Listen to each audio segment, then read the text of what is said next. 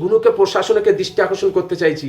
এই গুণ আমি বিজেপি সরকারকে, যে বিজেপির যে সমস্ত দায়িত্ব যারা আছে ওনাদের কাছে আমার অনুরোধ, এইগুলো রুখতে হবে। আজকে পশ্চিমবাংলার মানুষ চাইছে আমার রাজ্যে যেন নতুন করে শান্তি আসে, মানুষ যেন চাকরির জন্য থাকে। আমি ওদের ঘরে লক্ষ্য করে বলছি, যারা হুট কথাই মিডিয়ার সামনে আসে তারা কোথায় গেল? আজকে কি করছে বারাসাতে? মুসলমানের জায়গাগুলোকে নিয়ে ভাঙচুর করছে, তাদের মুখে কথা নেই কেন? তারা চুপ হয়ে আছে কেন? আজকে রাস্তায় নামে না কেন?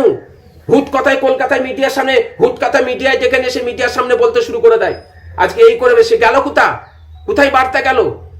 আজকে যেভাবে মুসলমানের উপর অত্যাচার হচ্ছে, আজকে তো তোমরা মুখ্যমন্ত্রীর কথা, দিদির কথা বলতে পারবে না?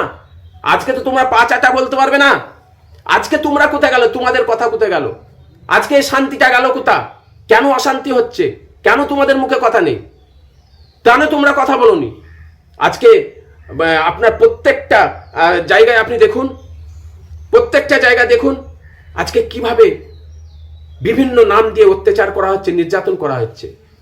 আমি ধন্যবাদ জানাচ্ছি বিজেপি এবং রাজ্য সরকার, যে নতুন রাজ্য সরকার যারা এসছেন, রাজ্যে যারা দায়িত্ব পেয়েছেন তাদের ধন্যবাদ যাচ্ছি। আমি ফুরফুরাবাসীর কথা বলছি। 2021-এ যখন ফুরফুরায় যখন নতুন সরকার আসে, যেইভাবে অত্যাচার হয়েছিল ফুরফুরায়, বাড়ি ভেঙে দেওয়া হয়েছিল, ঘর ভেঙে দেওয়া হয়েছিল, রাস্তায় অত্যাচার করে দেওয়া হয়েছিল।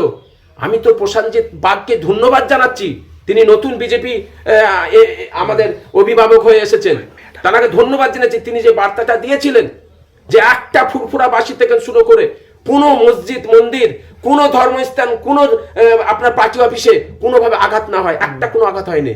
কিন্তু তাদের উপরে, যাদের উপরে অত্যাচার হয়েছিল, যাদের ঘর ভেঙে দেওয়া হয়েছিল, যাদের উপর অত্যাচার করেছিল, তাদের কি ব্যবস্থা হবে, সেই ব্যবস্থা প্রশান্তজিৎ বাগ তানাকে করতে হবে।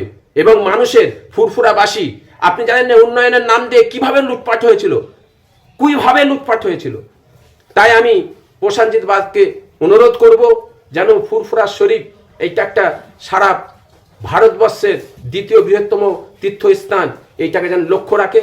এবং ফুরফুরায় যেসব জায়গায় উন্নয়ন হয়নি, কাজ হয়নি, মানুষের কাছে যেভাবে কাজ হয়নি, কেন উন্নয়নের জন্য সরকার এসছে এবং উন্নয়নের সাথে আমরা আছি, উন্নয়নের সঙ্গে আমরা আছি। নতুন সরকার এসছে বিজেপির।